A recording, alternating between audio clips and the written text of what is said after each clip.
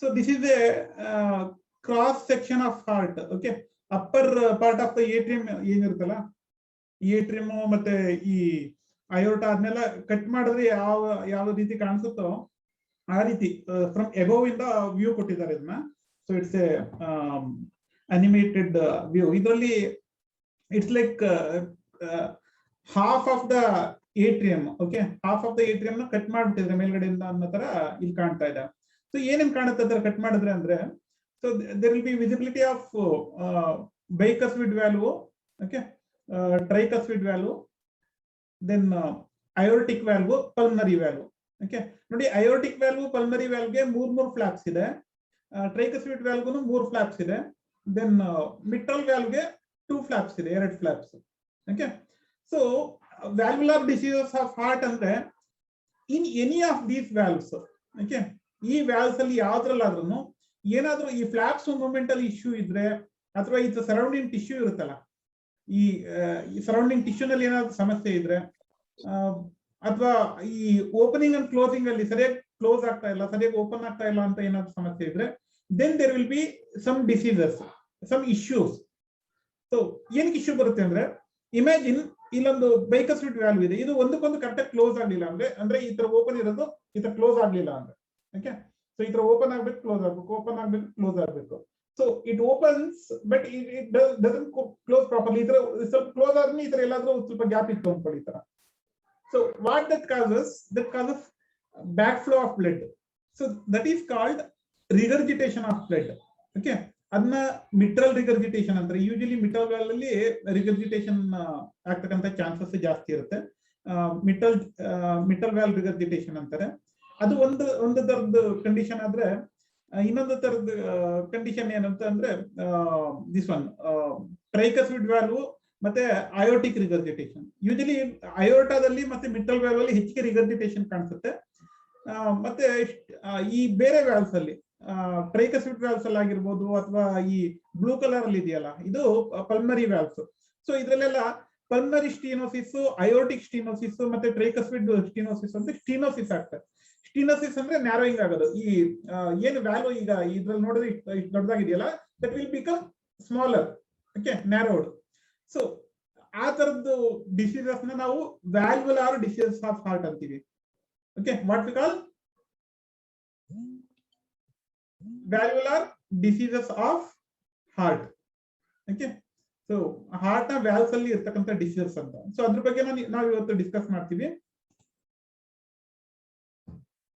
So definitions are defined according to the valve or valves affected. ಯಾವ valve affect ಆಗಿದೆ ಅನ್ನೋದ್ರ ಮೇಲೆ definitions define ಆಗುತ್ತೆ. ಮತ್ತೆ type of functional alteration. Okay, ಏನ್ ಆಲ್ಟ್ರೇಷನ್ ಆಗುತ್ತೆ ಅಲ್ಲಿ, what sort of alterations we will get ಅನ್ನೋದ್ರ ಮೇಲೆ ಕೂಡ ಡಿಪೆಂಡ್ ಆಗುತ್ತೆ. Okay, either it is stenosis or sclerosis or regurgitation of blood. Okay, blood ವಾಪಸ್ ಹೋಗ್ತಕ್ಕಂಥದ, ಹಾರ್ಡನಿಂಗ್ ಆಗ್ತಕ್ಕಂಥದ, ಅಲ್ಲಿ not properly improper closuring. So according to that definitions will get classified into various types. Okay, so types of valvular diseases ಅಂದ್ರೆ most commonly stenosis ಮತ್ತೆ regurgitation. Okay, here you can find the difference between stenosis and regurgitation. Hope you people can see both the pictures. ಕಾಣಿಸ್ತಾ ಇದೆಯಲ್ಲ PPT? Yes. Okay, here in stenosis you can see flaps are hard, thicker, and space is very constraint, very less. Okay, so ಅಂತದ್ರಲ್ಲಿ ಏನಾಗುತ್ತೆ, proper closure ಆಗೋದಿಲ್ಲ because of the thick valve. So closure proper ಆಗೋದಿಲ್ಲ.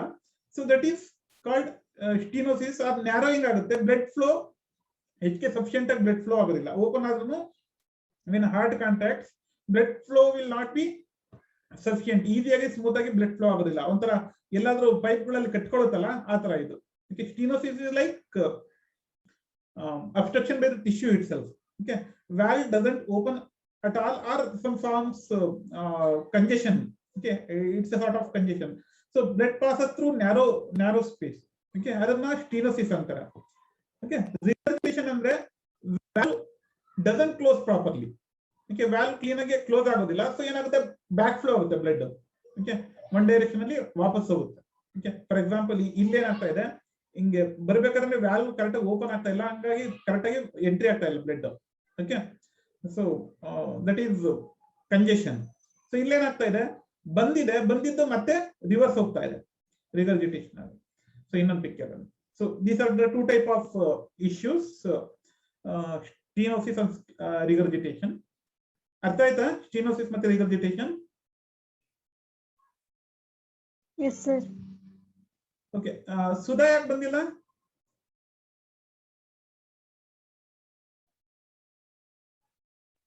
ಯಾರು ಕಾಲ್ ಮಾಡ್ತೀವಿ? ಪ್ರಿಯಾಂಕಾ, ಸುಧಂಗ್ ಒಂದು ಕಾಲ್ ಮಾಡು. ವೈಶಿ is not attending ಕೇಳು.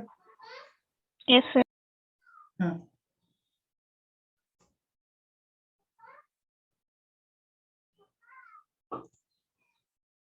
so stenosis definition: valve orifice is similar impeding to the forward flow of blood.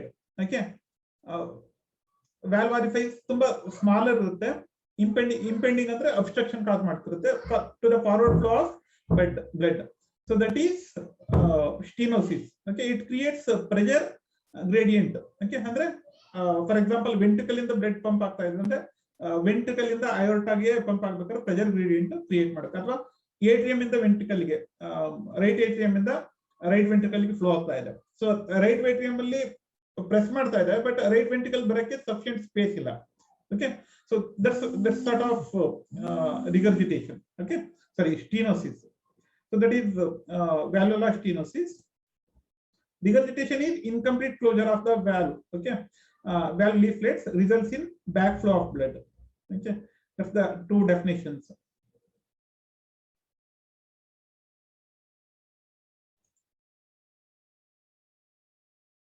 So more commonly ಎಲ್ಲಾಗುತ್ತೆ ಸ್ಟೀನೋಸಿಸ್ ಅಂದ್ರೆ valves ಅಲ್ಲಿ ಆಗುತ್ತೆ. Mitral stenosis most common valvular disorder. Okay in rheumatic fever, rheumatic heart disease, usually ನಾನು ಹೇಳಿದಲ್ಲ ಮಯೋಕಾರ್ಡಿಯಂ ನ ಎಂಡೋಕಾರ್ಡಿಯಂ ನ ಎಲ್ಲ affect ಮಾಡುತ್ತೆ ಅಂತ. ಸೊ ಅಂತ ಸಮಯದಲ್ಲಿ ಹಾರ್ಡನಿಂಗ್ ಆಗುತ್ತೆ, ಅಲ್ಲಿ ಟಿಶ್ಯೂ ಹಾರ್ಡನಿಂಗ್ ಆಗುತ್ತೆ, ಫೈಬ್ರೋಸಿಸ್ ಆಗುತ್ತೆ. Because of that flaps will not move properly, even in case of endocarditis. So ಅಂತ ಕಂಡೀಷನ್ಸ್ ಗಳಲ್ಲಿ ಸೊ ಈ ಸ್ಟೀನೋಸಿಸ್ ಆಗ್ತಕ್ಕಂಥ ಚಾನ್ಸಸ್ ಉಂಟು. May also cause by bacterial infections, ಅಥವಾ ಆ ಬ್ಯಾಕ್ಟೀರಿಯಲ್ ಇನ್ಫೆಕ್ಷನ್ ಜೊತೆ ಥ್ರಾಂಬಿನ್ ಫಾರ್ಮೇಶನ್. ಓಕೆ ಈ ತರದ್ದು ವಿಚಾರಗಳಲ್ಲಿ ಆಗ್ತಕ್ಕಂಥದ್ದು ಉಂಟು. Then obstructed blood flow from left atrium to left ventricle. Okay ಇದರಲ್ಲಿ ಏನಾಗುತ್ತೆ ಅಂದ್ರೆ ಲೆಫ್ಟ್ ಏಟ್ರಿಯಂ ಇಂದ ಲೆಫ್ಟ್ ವೆಂಟ್ರಿಕಲ್ ಗೆ ಬ್ಲಡ್ ಫ್ಲೋ ಅಬ್ಸ್ಟ್ರಕ್ಷನ್ ಆಗ್ತಕ್ಕಂಥ ಚಾನ್ಸಸ್ ಇರುತ್ತೆ. So pathophysiology either because of any etiological factor, narrowing of mitral valve that results in increased left atrial pressure. Okay, left atrium ಒಂದು pressure ಜಾಸ್ತಿ ಆಗುತ್ತೆ, ಹೈಪೋಟ್ರೋಫಿ ಆಗುತ್ತೆ, ಅಂದ್ರೆ atrium ಇಷ್ಟಿರೋದು ಈ ತರ ಎನ್ಲಾರ್ಜ್ ಆಗುತ್ತೆ. Okay so for example if this is a heart, ಇದು ಒಂದು ಏಟ್ರಿಯಂ ನ ಪಾರ್ಟ್ ಅಂದ್ರೆ ಇಷ್ಟಿರೋದು ಏನಾಗುತ್ತೆ, ತಂಬು ಹಿಂಗೆ ಎನ್ಲಾರ್ಜ್ ಆಗಿಬಿಡುತ್ತೆ. Okay so that is hypertrophy of atrium. Okay, atrial hypertrophy, ventricular hypertrophy ಅಂತೆಲ್ಲ ಹೇಳ್ತಾರೆ. ಸೊ ಆ ತರದ್ದು ಎಲ್ಲೆಲ್ಲಿ ಅಬ್ಸ್ಟ್ರಕ್ಷನ್ ಆಗುತ್ತೆ ಅದ್ರ ಇದ್ರ ಮೇಲೆ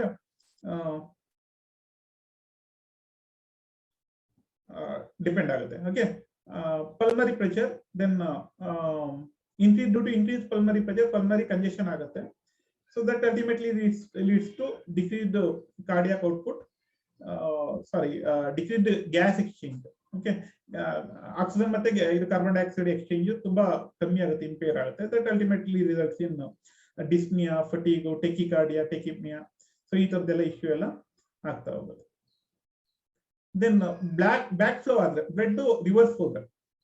ಸೊ ನೆಕ್ಸ್ಟ್ ಸಿಚುಯೇಷನ್ ಅಲ್ಲಿ ಸೊ ರಿವರ್ಸ್ ಫ್ಲೋ ನಲ್ಲಿ ಕೂಡ ಸಫಿಷಿಯಂಟ್ ಸರ್ಕ್ಯುಲೇಷನ್ ಮುಂದಕ್ಕೆ ಮೂವ್ ಆಗ್ತಾ ಇಲ್ಲ. ಸೊ ಲೆಫ್ಟ್ ವೆಂಟ್ರಿಕ್ಯುಲರ್ ಇದು ಹೈಪರ್ಟ್ರೋಫಿ ಆಗುತ್ತೆ. ಲೆಫ್ಟ್ ವೆಂಟ್ರಿಕ್ಯುಲರ್ ಹೈಪರ್ಟ್ರೋಫಿ, ಫಟಿಗ್, ಈ ತರದ ಕಂಡೀಷನ್ಸ್ ಆಗ್ತದೆ.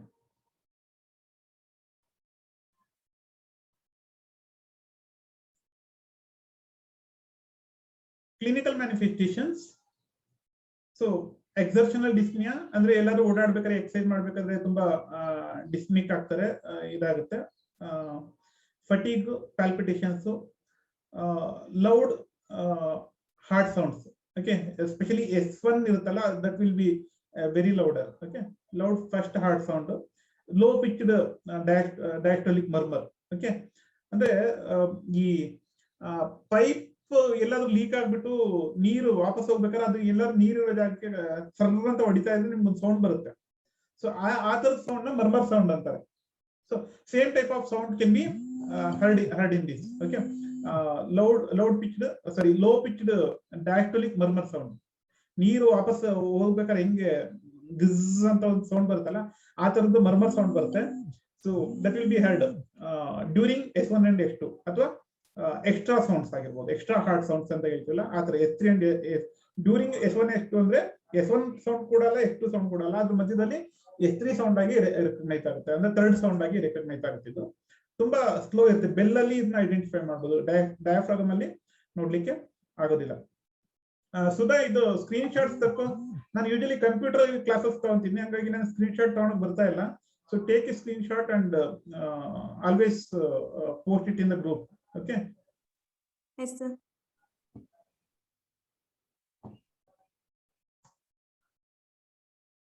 So hoarseness of voice, hemoptysis, chest pain, because of decreased oxygen supply, seizures, stroke, ಈ ತರದ್ದು ಬರ್ತಕ್ಕಂಥ ಚಾನ್ಸಸ್ ಉಂಟು. So coming to the other type of condition, that is mitral regurgitation. ನಾವು ಇದುವರೆಗೂ ಏನ್ ಡಿಸ್ಕಸ್ ಮಾಡಿದ್ದು mitral stenosis. ಅದರಲ್ಲಿ ಫಾರ್ವರ್ಡ್ ಫ್ಲೋ ಕರೆಕ್ಟ್ ಆಗಿ ಆಗೋದಿಲ್ಲ. ಈಗ ರಿಗರ್ಜಿಟೇಷನ್ ಅಲ್ಲಿ ಬ್ಯಾಕ್ವರ್ಡ್ ಫ್ಲೋ ಆಗುತ್ತೆ. ಅಂದ್ರೆ ಏನು ಲೆಫ್ಟ್ ವೆಂಟ್ರಿಕಲ್ ಇಂದ ಲೆಫ್ಟ್ ಏಟ್ರಿಯಂ ಇಂದ ಲೆಫ್ಟ್ ವೆಂಟ್ರಿಕಲ್ ಬಂದಿದ್ದು ಲೆಫ್ಟ್ ವೆಂಟ್ರಿಕಲ್ ಇಂದ ವಾಪಸ್ ಫ್ಲೋ ಆಗುತ್ತೆ left atrium. So incomplete closure of mitral valve, rheumatic heart disease ಮತ್ತೆ ಅದರ್ ಇನ್ಫೆಕ್ಷನ್ ಡಿಸೀಸ್ ಕಂಡೀಷನ್ಸ್ ಅಲ್ಲಿ ಇದು ಆಗುತ್ತೆ. May also be due to congenital infective endocarditis, rupture of papillary muscles. So ಜಿಲ್ಲೆಯಲ್ಲಿ infection ಆಗುತ್ತೆ, ಅಲ್ಲಿ ಪ್ಯಾಪಿಲರಿ ಮಸಲ್ಸ್ ಎಲ್ಲ damage ಆಗ್ತಕ್ಕಂಥ chances ಇರುತ್ತೆ. ಮಯೋಕಾರ್ಡಿಯಲ್ ಇನ್ಫೆಕ್ಷನ್ ಅಲ್ಲಿ ಈ ತರದ್ದು ನೋಡ್ಲಿಕ್ಕೆ ಚಾನ್ಸ್ ಸಿಗ್ಲಿಕ್ಕೆ ಉಂಟು.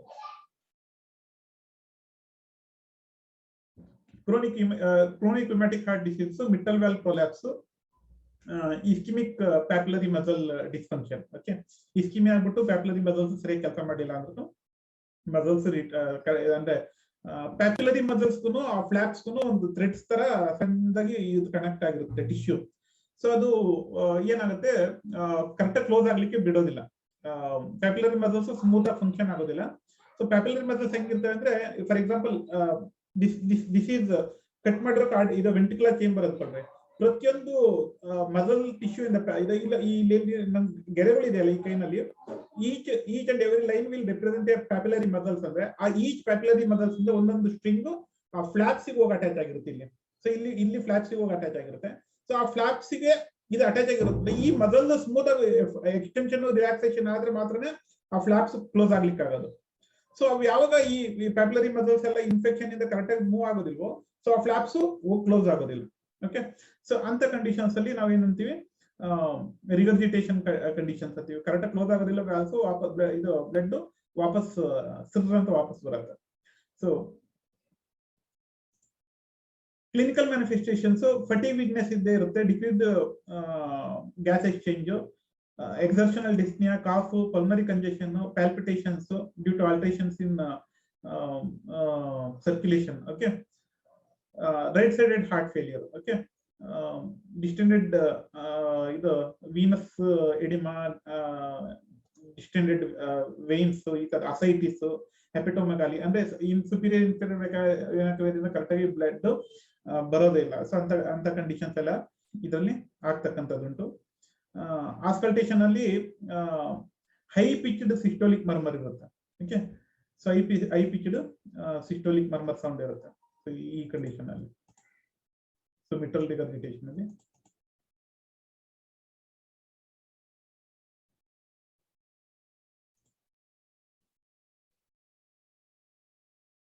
ಸೊ ಇಲ್ಲಿ ನೋಡಿ, ಇಲ್ಲಿ ಕೊಟ್ಟಿದ್ದಾರೆ. Okay, so this is the condition where there is a mitral valve regurgitation. ನೋಡಿ, ದಿಸ್ ರೆಡ್ ಕಲರ್ ಅಲ್ಲಿ ಒಂಥರ ಥ್ರೆಡ್ಸ್ ತರ ಬಂದು ಇದು ವೆಂಟ್ರಿಕ್ಯುಲರ್ ಚೇಂಬರ್ಸ್ ಗೆ ಅಟ್ಯಾಚ್ ಆಗಿದೆಯಲ್ಲ. So those are nothing but strings of papillary muscles. Okay, papillary muscles ಆ flaps ಗೆ ಅಟ್ಯಾಚ್ ಮಾಡಿರ್ತಕ್ಕಂಥ ಸ್ಟ್ರಿಂಗ್ಸ್ ಅವು. ಓಕೆ,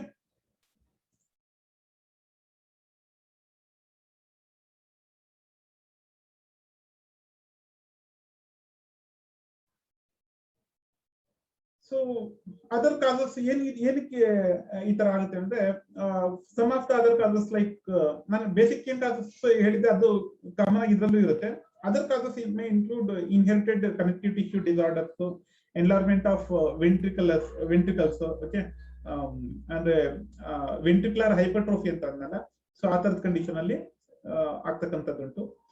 ಏನ್ ಸಿಂಪ್ಟಮ್ಸ್ ಏನ್ ಕಾಣಿಸ್ಕೊಳುತ್ತೆ ಇದರಲ್ಲಿ? ಪ್ಯಾಲ್ಪಿಟೇಷನ್ಸ್, ಸೊ ಚೆಸ್ಟ್ ಪೇನ್ ಇದ್ರೆ ಇರ್ಬೋದು, ಇಲ್ಲದೆ ಇರ್ಬೋದು, depending on how to what extent regurgitation ಆಗುತ್ತೆ ಅದ್ರ ಮೇಲೆ ಡಿಪೆಂಡ್ ಆಗುತ್ತೆ. ಸೊ ಡಿಸ್ನಿಯಾ, ಪ್ಯಾಲ್ಪಿಟೇಷನ್ಸ್ ಎಲ್ಲ ಇರುತ್ತೆ. ಸಿಸ್ಟೋಲಿಕ್ ಎಂತದು ಸಿಂಕೋಪ್ ಇರುತ್ತೆ. ಅದೇ ಕಾರ್ಡಿಯಾಕ್ ಔಟ್ಪುಟ್ ಯಾವಾಗ ಕಮ್ಮಿ ಆಗುತ್ತೆ ಆಟೋಮೆಟಿಕಲಿ ಸಿಂಕೋಪ್ ಆಗುತ್ತೆ.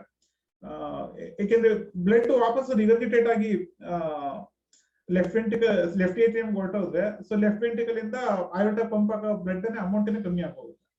ಓಕೆ, ಸೊ ಅದರಿಂದ ಏನಾಗುತ್ತೆ, ಒಂಥರ ಕಾರ್ಡಿಯಾಕ್ ಔಟ್ಪುಟ್ ಕಮ್ಮಿ ಆಗುತ್ತೆ, ಬಾಡಿನಲ್ಲಿ ಸಫಿಷಿಯಂಟ್ ಎನರ್ಜಿ ಇರೋದಿಲ್ಲ. So dyspnoea, palpitations, syncope, accompanying chest pain, okay, not responding to any treatment. Okay, even nitroglycerins ಕೊಟ್ಟರು ಸರಿ ಆಗೋದಿಲ್ಲ, ಆಂಟಿ ಎಂಜೈನಲ್ ಎನಿ ಅದರ್ ಇದು ಮಾರ್ಫಿನ್ ಅಂತ ಡ್ರಗ್ಸ್ ಕೊಟ್ಟರು ಕಮ್ಮಿ ಆಗೋದಿಲ್ಲ.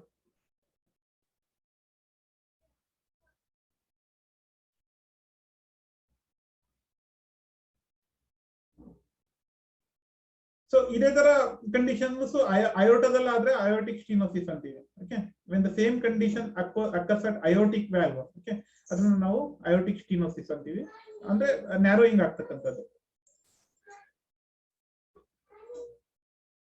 ಸೊ ಅಯೋಟಿಕ್ ಸ್ಟೀನೋಸಿಸ್ ಅಂದ್ರೆ ಲೆಫ್ಟ್ ವೆಂಟ್ರಿಕಲ್ ಇಂದ ಅಯೋಟಾಗೆ ಪಂಪ್ ಆಗೋ ಜಾಗದಲ್ಲಿ ಇಲ್ಲಿ ಏನು ಅಯೋಟಿಕ್ ವ್ಯಾಲ್ವ್ ಇರುತ್ತಲ್ಲ, 3 ಫ್ಲಾಪ್ಸ್ ಇರುತ್ತೆ. ಇಲ್ಲಿ ನೋಡಿ ರೆಡ್ ಕಲರ್ ಅಲ್ಲಿ ಏನ್ ಮಾರ್ಕ್ ಮಾಡಿದ್ದಾರೆ, so that is aortic valve.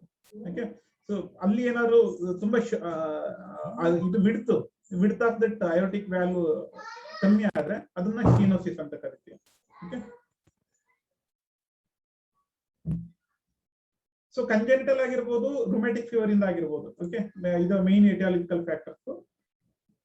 ಮತ್ತೆ ಇನ್ಫೆಕ್ಷನ್ಸ್ ಇಂದ ಕೂಡ ಆಗ್ತಕ್ಕಂಥ ಚಾನ್ಸಸ್ ಉಂಟು.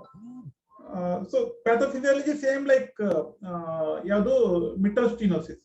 ಮಿಟಲ್ ಸ್ಟೀನೋಸಿಸ್ ಏನ್ ಪ್ಯಾಥೋಫಿಸಿಯಾಲಜಿ ಇದೆ ಅದೇ ತರ ಪ್ಯಾಥೋಫಿಸಿಯಾಲಜಿ ಇರುತ್ತೆ. ಬಟ್ ಇದ್ರಲ್ಲಿ ಏನಾಗುತ್ತೆ, due to decreased cardiac output and reduced oxygen supply, oxygenation ಕೂಡ ಕರೆಕ್ಟ್ ಆಗಿ ಆಗೋದಿಲ್ಲ, ಮತ್ತೆ ಇದರಲ್ಲಿ ಕಾರ್ಡಿಯಾಕ್ ಹಾರ್ಟ್ಗೆ ಬ್ಲಡ್ ಸಪ್ಲೈನೇ ಕಮ್ಮಿ ಆಗೋಗುತ್ತೆ. ಸೊ ಆ ಕಾರಣದಿಂದ ಮಯೋಕಾರ್ಡಿಯಲ್ ಇಸ್ಕಿಮಿಯಾ, ಚೆಸ್ಟ್ ಪೇನ್ ಈ ತರದ್ದು ಬರ್ಲಿಕ್ಕೆ ಉಂಟು ಯಾವ್ದ್ರಲ್ಲಿ, ಲೆಫ್ಟ್ ವೆಂಟ್ರಿಕ್ಯುಲರ್ ಫೇಲ್ಯೂರ್ ನಲ್ಲಿ. ಸೊ ಅಲ್ಟಿಮೇಟ್ಲಿ ರಿಗರ್ಜಿಟೇಷನ್ ಆಗಲಿ ಸ್ಟೀನೋಸಿಸ್ ಆಗಲಿ ಏನಾಗುತ್ತೆ, ವೆಂಟ್ರಿಕ್ಯುಲರ್ ಫೇಲ್ಯೂರ್ ಆಗುತ್ತೆ. Ventricles will fail to pump adequate amount of blood. Okay, left ventricular failure ಆಗುತ್ತೆ. ಸೊ ಅದರಿಂದ ಏನಾಗುತ್ತೆ, ಇದು ಎಂತದ್ದು ಇನ್ಕಂಪ್ಲೀಟ್ ಬ್ಲಡ್ ಸಪ್ಲೈ ಆಗುತ್ತೆ. ಆಕ್ಸಿಜನ್ ಕಮ್ಮಿ ಇರ್ತಕ್ಕಂಥ ಬ್ಲಡ್ ಅದ್ರಲ್ಲೂ ಕಮ್ಮಿ ಅಮೌಂಟ್ ಆಫ್ ಬ್ಲಡ್ ಹಾರ್ಟಿಗೆ ಸಪ್ಲೈ ಆಗುತ್ತೆ. That results in myocardial ischaemia. Okay, ischaemic conditions ಆಗುತ್ತೆ. Heart will not able to sustain. ಇನ್ನೊಂದು ರೀತಿಯಲ್ಲಿ ಏನಾಗುತ್ತೆ ಅಂದ್ರೆ incomplete emptying of left atrium. So ಅದರಿಂದ ಏನಾಗುತ್ತೆ, ಪಲ್ಮರಿ ಸರ್ಕ್ಯುಲೇಷನ್ ಇಂದ, ಪಲ್ಮರಿ ವೇನ್ಸ್ ಇಂದ ಏನು ಆಕ್ಸಿನೇಟೆಡ್ ಬ್ಲಡ್ ಬರಬೇಕು ಅದು ಬರೋದಿಲ್ಲ, ಪಲ್ಮರಿ ಸಿಸ್ಟಮ್ ಅಲ್ಲೇ ಉಳ್ಕೊಂಡ್ಬಿಡುತ್ತೆ. So pulmonary congestion, right sided heart failure ಈ ತರದೆಲ್ಲ ಕಾಣಿಸ್ಕೊಳ್ತಾ ಹೋಗುತ್ತೆ.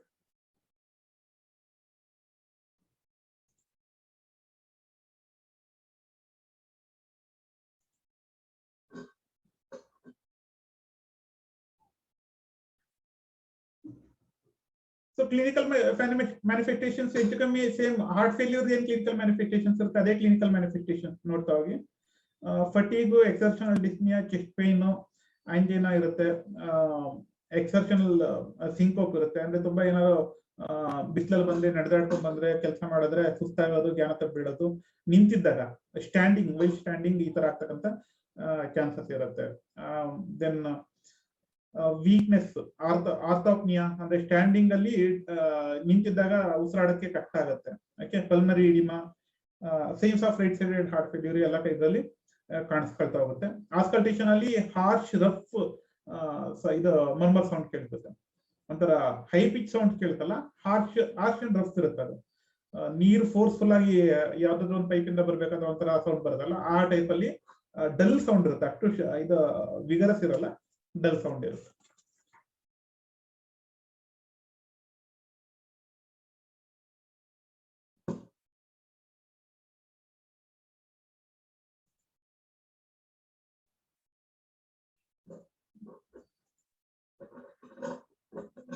ಸೊ ಅದೇ ತರ ಅಯೋಟಿಕ್ ರಿಗರ್ಜಿಟೇಷನ್ ಕೂಡ. ಸೊ ಅಯೋಟಿಕ್ ರಿಗರ್ಜಿಟೇಷನ್ ಅಲ್ಲಿ ಫ್ಲಾಪ್ಸ್ ಕರೆಕ್ಟ್ ಆಗಿ ಕ್ಲೋಸ್ ಆಗೋದಿಲ್ಲ, ಬ್ಲಡ್ ವಾಪಸ್ ಬರುತ್ತೆ. Symptoms are same. Okay, aortic regurgitation ಅಲ್ಲಿ ಸಿಂಪ್ಟಮ್ಸ್ ಏನಿರುತ್ತೆ, ಜಸ್ಟ್ ಮ್ಯಾನೇಜ್ಮೆಂಟ್ ಒಂದು ಬದಲಾಗುತ್ತೆ. Okay, management will vary. So incomplete closure of aorta, pathophysiology ನೀವು ಇದು ಒಂದು ಟರ್ಮ್ ಚೇಂಜ್ ಮಾಡ್ಬೇಕಾಗತ್ತೆ ಅಷ್ಟೇ. Incomplete closure of aortic valve ಅಂತ ಇದು ಬರೀಬೇಕಾಗುತ್ತೆ. ಅದರಿಂದ ಏನಾಗುತ್ತೆ, ಫಾರ್ವರ್ಡ್ ಫ್ಲೋ ರಿಸ್ಟ್ರಿಕ್ಷನ್ ಆಗಲ್ಲ, ಬ್ಯಾಕ್ ಫ್ಲೋ ಆಫ್ ಬ್ಲಡ್ ಆಗುತ್ತೆ, ಬ್ಲಡ್ ಬ್ಯಾಕ್ ಫ್ಲೋ ಆಗುತ್ತೆ. ಇನ್ನು ಉಳಿದಿದ್ದೆಲ್ಲ same symptoms: left ventricular hypertrophy, left sided heart failure, decrease the cardiac output. ಈ ಕಡೆ ಲೆಫ್ಟ್ ಏಟ್ರಿಯಲ್ ಪ್ರೆಷರ್ ಇನ್ಕ್ರೀಸ್ ಆಗುತ್ತೆ, left atrial hypertrophy, pulmonary hypertension, pulmonary congestion, ಈ ತರ. That is right ventricular right sided heart failure. Okay, ಒಟ್ಟಲ್ಲಿ ಎರಡು ಕಡೆನೂ affect ಮಾಡುತ್ತೆ totally. So clinical manifestations same. Okay, there is nothing much difference. Okay, but pulse ಅಲ್ಲಿ ಸ್ವಲ್ಪ variations ಕಾಣ್ಬೋದು, because correct ಆಗಿ ಫ್ಲಾಪ್ಸ್ ಕ್ಲೋಸ್ ಆಗದೆ ಇದು ಪ್ರೆಷರ್ ವಾಪಸ್ ಹೋಗೋದ್ರಿಂದ, ಪ್ರೆಷರ್ ಕಮ್ಮಿ ಆಗೋದ್ರಿಂದ. ಸೊ ಪಲ್ಸ್ ಅಲ್ಲಿ ಇದು ಇದಿರುತ್ತೆ, ವೇರಿಯೇಷನ್ಸ್ ಇರುತ್ತೆ. ನಮ್ಗೆ ಪಲ್ಸ್ ಪ್ರೆಷರ್ ಕಮ್ಮಿ ಸಿಗುತ್ತೆ, ಚೆಸ್ಟ್ ಪೇನ್ ಇರುತ್ತೆ, ಎಕ್ಸರ್ಷನಲ್ ಡಿಸ್ನಿಯಾ ಇರುತ್ತೆ, left side and write side heart fail ಇರುತ್ತೆ.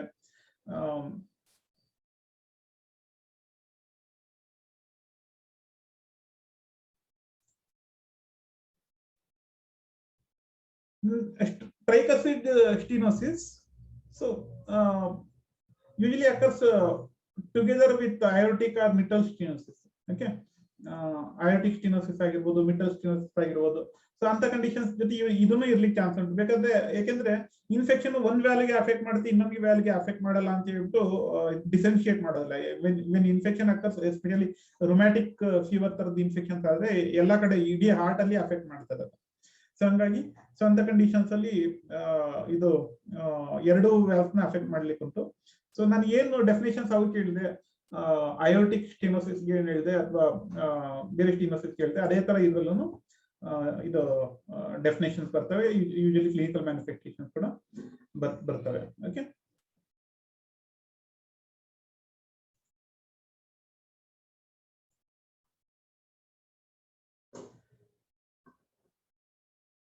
so usually it affects right side of the heart. Okay,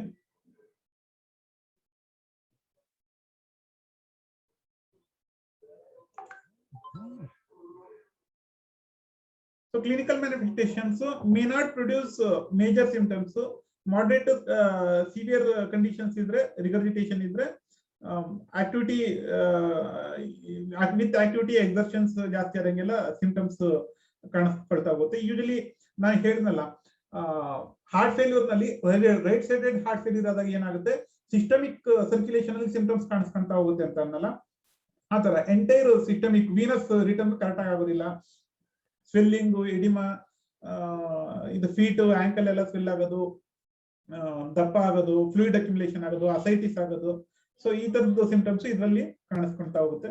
decrease urine output. Okay, so volume, blood volume ಅಲ್ಲಿ ಮತ್ತೆ ಫ್ಲೂಯಿಡ್ ಅಲ್ಲಿ ಏನೇನು ವೇರಿಯೇಷನ್ಸ್ ಕಾಣಿಸುತ್ತೆ, ಆ ಸಿಂಪ್ಟಮ್ಸ್ ಇದರಲ್ಲಿ ಕಾಣಿಸ್ಕೊಂತ ಹೋಗ್ತಾರೆ.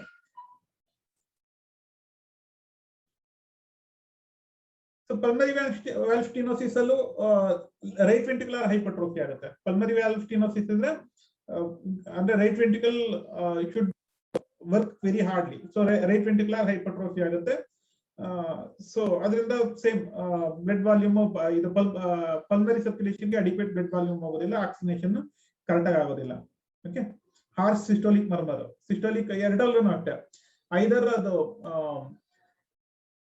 ಅಯೋಟಿಕ್ ಸ್ಟೆನೋಸಿಸ್ ಆಗಿರ್ಬೋದು, ಪಲ್ಮರಿ ಸ್ಟೆನೋಸಿಸ್ ಆಗಿರ್ಬೋದು. ಸೊ ಎರಡು ಕಂಡೀಷನ್ಸ್ ಅಲ್ಲಿ ಹಾರ್ಸ್ ಸೌಂಡ್ ಇರುತ್ತೆ, ಮತ್ತೆ ಸಿಸ್ಟೋಲಿಕ್ ಟೈಮ್ ನಲ್ಲಿ ಹಾರ್ಸ್ ಸೌಂಡ್ ಕಾಣಿಸ್ಕೊಳ್ತಾ ಹೋಗುತ್ತೆ.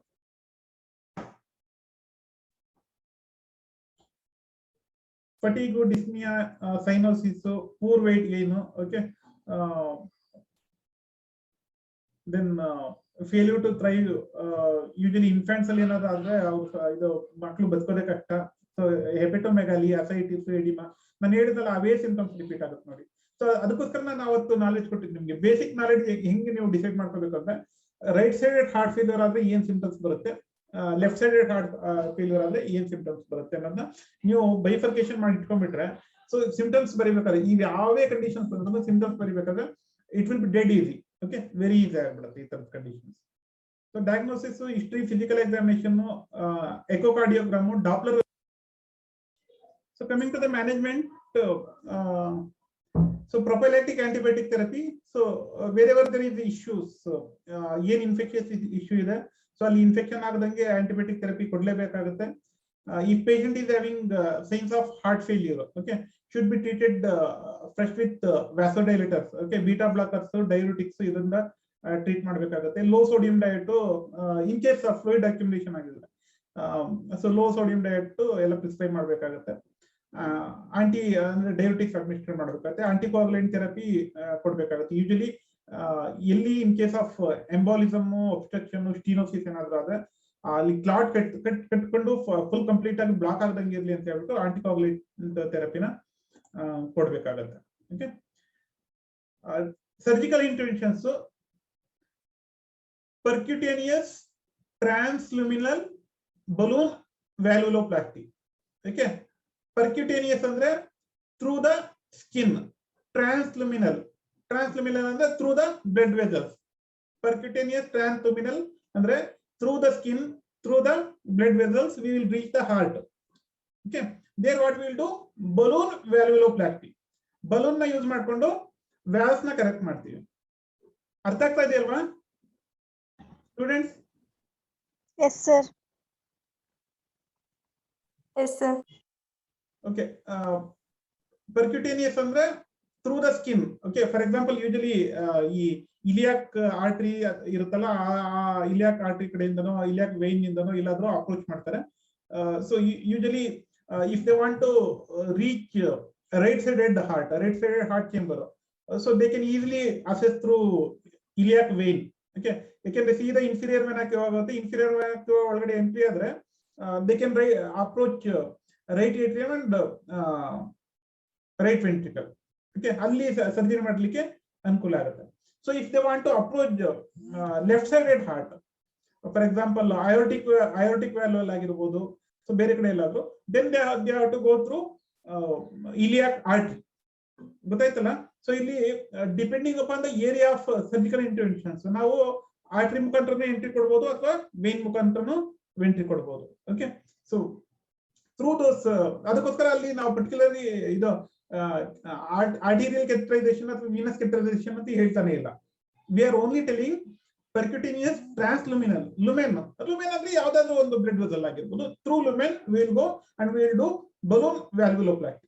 ಬಲೂನ್ ಇಂದ ವ್ಯಾಲ್ವ್ ಏನಿರುತ್ತೆ ಅದನ್ನ ರೀಕನ್ಸ್ಟ್ರಕ್ಷನ್ ಮಾಡ್ತೀವಿ. ವ್ಯಾಲ್ವುಲೋಪ್ಲಾಸ್ಟಿ ಅಂದ್ರೆ ಆ ಬಲೂನ್ ನಿಂದ ಇಕ್ಸೋದು ಅಥವಾ ಅಲ್ಲಿ ಇರ್ತಕ್ಕಂಥ ಸ್ಟಿನೋಸಿಸ್ ನ ಕಮ್ಮಿ ಮಾಡೋದು, ಈ ತರದ್ದು ಸರ್ಜರೀಸ್ ನ ಮಾಡ್ತೀವಿ. ಅಥವಾ ರಿಸೆಕ್ಷನ್ ಮಾಡ್ತಕ್ಕಂಥದ್ದು, ಸೊ ಈ ತರದ್ದು ಸರ್ಜಿಕಲ್ ಇಂಟರ್ವೆನ್ಷನ್ಸ್ ನ ಮಾಡಬಹುದು. ಅಥವಾ ಫ್ಲಾಪ್ಸ್ ಏನಾದ್ರು ಒಂದಕ್ಕೊಂದು ಜಾಯಿನ್ ಆಗ್ಬಿಟ್ಟಿದ್ರೆ because of any infection, adhesions ಆಗಿ ಆ ಇನ್ಫೆಕ್ಷನ್ ಇಂದ ಅಲ್ಲಿ ಕ್ಲಾಟಿಂಗ್ ಆಗಿ ಒಂದಕ್ಕೊಂದು ಜಾಯಿನ್ ಆಗಿದ್ರೆ ಆ ಫ್ಲಾಪ್ಸ್ ನ ಓಪನ್ ಮಾಡ್ಲಿಕ್ಕೆ ಪ್ರಯತ್ನ ಪಡ್ತಕ್ಕಂಥದ್ದು. So that is splitting of fused commissures ಅಥವಾ ಫ್ಲಾಪ್ಸ್, ಈ ತರದ್ದು ಇಂಟರ್ವೆನ್ಷನ್ಸ್ ನ ಮಾಡಬಹುದು. Then threading of balloon tipped catheter from femoral artery or vein. Okay, ಇಲ್ಲಿ ಕೊಟ್ಟಿದ್ದಾರೆ ನೋಡಿ, ಡೀಟೇಲ್ ಆಗಿ ಕೊಟ್ಟಿದ್ದಾರೆ. ಫಿಮೋರಲ್ ಆರ್ಟರಿ ಇಂದ ಆಗಿರ್ಬೋದು, ವೇನ್ ಇಂದ ಆಗಿರ್ಬೋದು, ಟು ಸ್ಟೀನೋಟಿಕ್ ವ್ಯಾಲ್ವ್. ಎಲ್ಲಿ ಇದು ವ್ಯಾಲ್ವ್ಸ್ ಇಶ್ಯೂಸ್ ಇದೆ ಅಲ್ಲಿ ಹೋಗಿ ನಾವು ಕರೆಕ್ಷನ್ ಮಾಡ್ತೀವಿ. Surgical management, ವ್ಯಾಲ್ವುಲೋಪ್ಲಾಸ್ಟಿ, annuloplasty. ಆನ್ಯುಲೋಪ್ಲಾಸ್ಟಿ ಇದೆ repair of valve ಆನ್ಯೂಲ್ಸ್.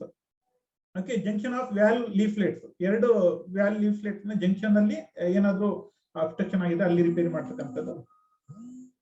ವ್ಯಾಲ್ವುಲೋಪ್ಲಾಸ್ಟಿ does not require continuous anticoagulant medication. So ಇದ್ರಲ್ಲಿ ಮಾತ್ರ ಆನ್ಯುಲೋಪ್ಲಾಸ್ಟಿ ನಲ್ಲಿ ಬೇಕಾಗುತ್ತೆ. ಈ ತರದ್ದು ಸರ್ಜಿಕಲ್ ಇಂಟರ್ವೆನ್ಷನ್ ನ ಮಾಡ್ತೀವಿ.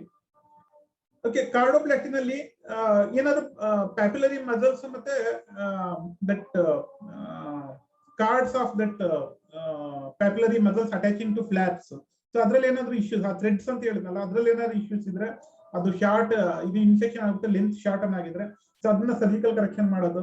ಸೊ ಈ ತರದ ಕರೆಕ್ಷನ್ಸ್ ನಾವು ಮಾಡಬೇಕಾಗುತ್ತೆ. ಓಕೆ, ಕಾರ್ಡೋಪ್ಲಾಕ್ಟಿ ಅಂತ. ದೆನ್ ವ್ಯಾಲ್ಯುಲೆಕ್ಟಮಿ. ಓಕೆ, ಕಮಿಷರೆಕ್ಟಮಿ, ವ್ಯಾಲ್ಯುಲೆಕ್ಟಮಿ. ಎಲ್ಲಿ ಕ್ಲೋಸ್ ಆಗಿರುತ್ತೆ, ಅಂಟ್ಕೊಂಡ್ಬಿಟ್ಟಿರುತ್ತೆ, ಇದು ಫ್ಲಾಪ್ಸ್ ಒಂದಕ್ಕೊಂದು ಅಂಟ್ಕೊಂಡಿರುತ್ತೆ, ಅದನ್ನ ಕಟ್ ಮಾಡ್ತಕ್ಕಂಥದ್ದು. ಇನ್ ಕೇಸ್ ಬಲೂನ್ ನಲ್ಲಿ ಆಗ್ಲಿಲ್ಲ, ಬಲೂನ್ ನಲ್ಲಿ ನಾವು ಇಕ್ಸಕ್ ಆಗ್ಲಿಲ್ಲ, ಫುಲ್ ಜಾಮ್ ಆಗ್ಬಿಟ್ಟಿದೆ ಅನ್ಕೊಳ್ಳಿ, ಸೊ ಅದನ್ನ ಕಟ್ ಮಾಡ್ಬೇಕಾಗತ್ತೆ.